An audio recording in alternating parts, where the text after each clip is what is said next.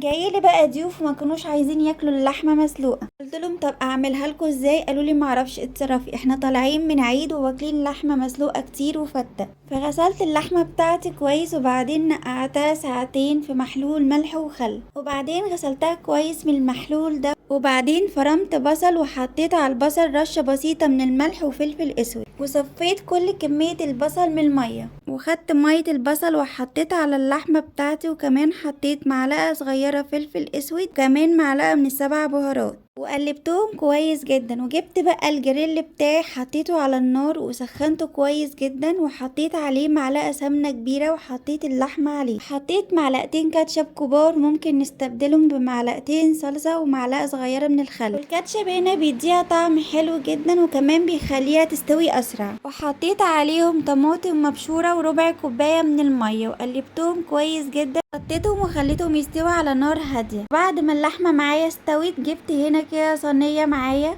وحطيت فيها اللحمه بتاعتي، وعملت كمان فتحه من النص وحطيت فيها ورق فويل، وحطيت عليها فحمية، وحطيت كمان عليها معلقة زيت كبيرة عشان تطلع دخانها اكتر. غطيتها وسبتها حوالي 5 دقايق.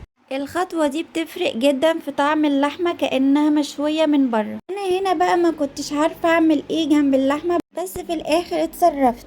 وبعدين جبت الطاسة بتاعتي وحطيت عليها معلقة زيت كبيرة وكوباية من لسان عصفور، قلبته كويس جدا لحد ما اتحمر معايا، وحطيت عليه صوص اللحمة اللي كان في الجريل، طبعا مرمتوش، وكمان حطيت عليه البصل المفروم اللي خدنا المية بتاعته، وبهرته بالملح وفلفل اسود، وكان عندي شوربة حطيتها عليها. وبجد الأكلة دي تحفة جدا وعجبتهم، وعملت جنبهم سلطة خضراء وسلطة طحينة. ولو عجبتك الوصفة بتاعت النهاردة ادعميني باللايك والشير والمتابعة.